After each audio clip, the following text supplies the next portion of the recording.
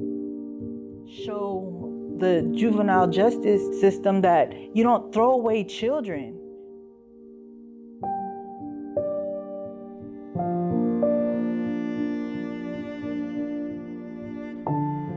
My name is Maria Luna. However, I like to go by my Hawaiian name, Kanaka, to honor my father because he passed away while I was incarcerated. So now that I'm out, I want to be more in tune with my culture. My father was full-blooded Native Hawaiian and my mother's also Filipino. So with that being said, I was raised in San Francisco for 19 years and then I was incarcerated for 23 years. So you can say that's where I was both raised, in San Francisco and in the penitentiary.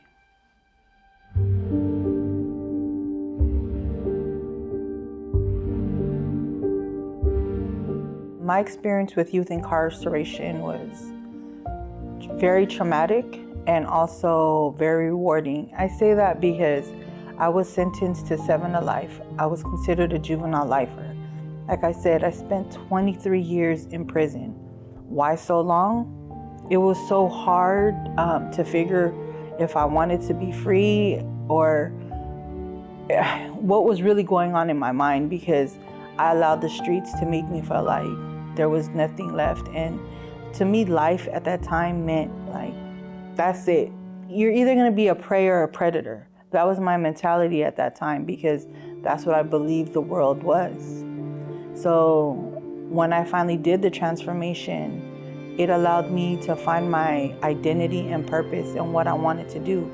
It wasn't just to be free from prison, it was to be free from my own internal demons and my own madness and my own trauma that I've experienced, as well as the trauma I gave to other people.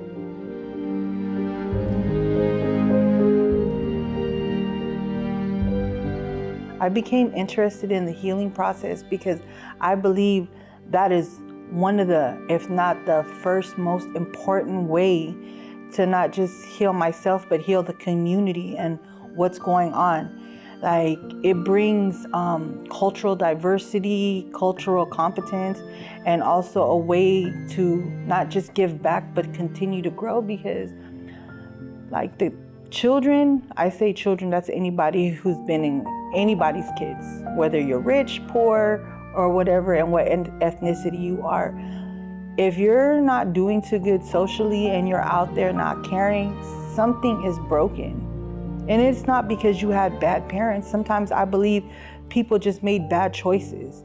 And in order to recognize like what has been wrong to them, that's fine. You can accept it and find insight. But I believe in healing a lot because you have to get past that pain to continue to grow and be the person that God created you to be. You know, the world shouldn't think like you should only be kind for a motive. I believe, like my father once said, you should be kind to others even if they're not kind back. That is the way.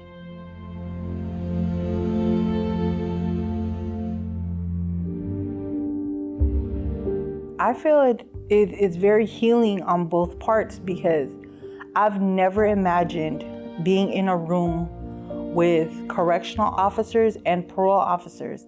However, I can say like in prison, it was hard because a lot of officers were not very kind, but that's because I was also in my behavior. But I learned that they're also people and they are willing to help, and they do believe in the goodness of humanity. And being out here, I have worked with parole officers, and I even had a good parole officer that helped me like grow. So I believe that it's very healing on both sides. People just make bad choices that give people a bad reputation. Just like me, I was a former inmate. I wouldn't want somebody to judge me because I was incarcerated. And today I believe life is fruitful, working together and continue to heal. And so that other people who was just as impacted, whether they were incarcerated or not, they can form a bond and see what way can really help everyone heal, their families, as well as the people who were victimized, and see that there's people as one can unite and just take the roles off of correctional officers, inmates, and harm. Let's get to, well, how can we build so that the future of this world can continue to grow and that humanity can stand as one.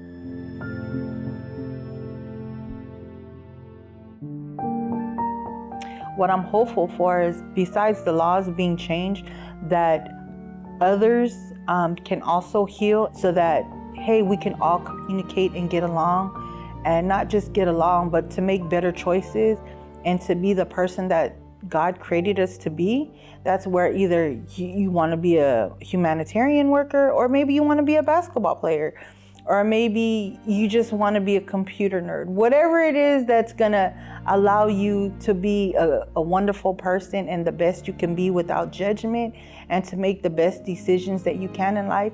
And if you're wrong, to admit it so we can move past it and see how we could rectify things.